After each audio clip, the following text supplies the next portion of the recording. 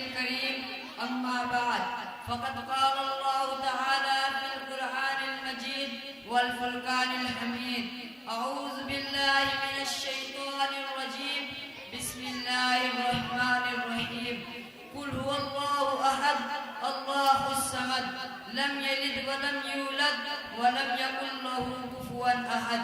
میں نے ابھی آپ کے سامنے ایک پوری سورت تلاوت کر دی ہے. اس کا ترجمہ یہ ہے: اے نبی کہہ دو کہ اللہ ایک ہے، اللہ بے نیاز ہے، وہ نہ کسی کا باپ اور نہ کسی کا بیٹا اور کوئی اس کا ہمسر نہیں. کیا یہ حقیقت نہیں جب تاروں بھرے آسمان، چوڑی چپلی زمین، عطا سمندر، اونچے اونچے پہاڑ، بہتے دریا دیکھتے ہیں تو بے ساختہ یہ خیال آتا ہے کہ ان کا کوئی خالق ہے، کوئی ہے جس نے ان چیزوں کی تخلیق کی ہے. پھر ہم ایک قدم اور آگے بڑھاتے ہیں اور سوچتے ہیں رات آتی ہے، دن رخصت ہو جاتا ہے، صبح ہوتی ہے، شام ہوتی ہے، کائنات کا نظام بننے کے اصولوں کے مطابق چل رہا ہے، کہیں سے کوئی خرابی نہیں. شمس و قمر اپنے وقت پر نکلتے ہیں اور وقت پر ڈوبتے ہیں.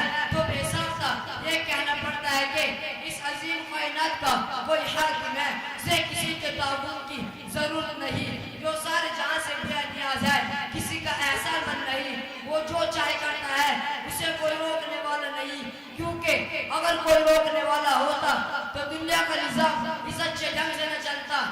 لو کان فیہما آلہۃ الا اللہ لفسدتا، اگر دونوں میں یعنی زمین و آسمان میں اللہ کے علاوہ کوئی اور معبود ہوتا تو دونوں ٹوٹ پھوٹ جاتے.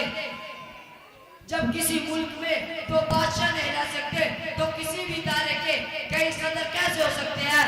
تو بھلا اس کائنات کے کئی حاکم کیسے ہو سکتے ہیں؟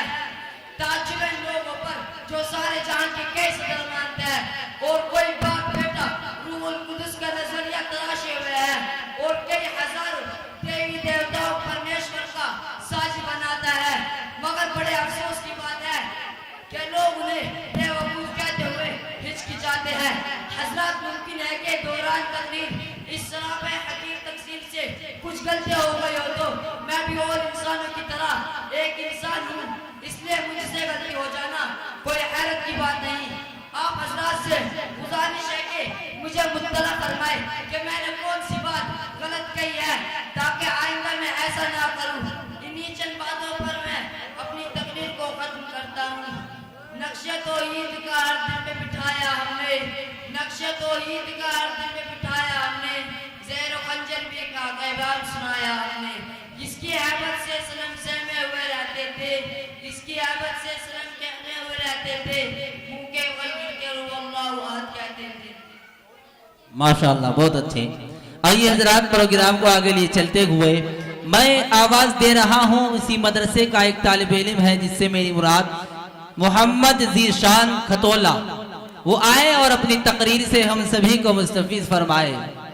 اہل بستی سے میں پھر درخواست کر رہا ہوں کہ جن حضرات کے کانوں تک میری آواز پہنچ رہی ہے وہ مہربانی کر کے جلسے گاہ میں تشریف لے آئے کیونکہ علماء اکرام تشریف لا چکے ہیں.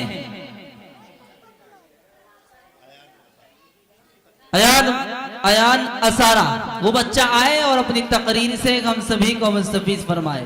محمد ایان سلمہ.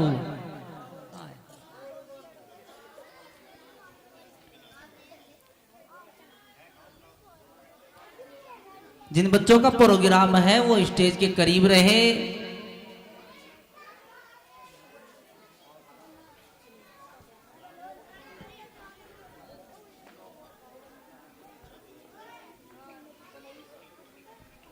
ایک چابی ہے، اگر کسی حضرات کی کہیں پر گر گئی ہو وہ تو آ کر اسٹیج سے لے لے.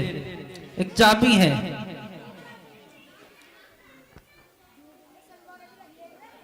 السلام علیکم. شکریہ اے حافظو اس کا رہو کرتے ادا. شکریہ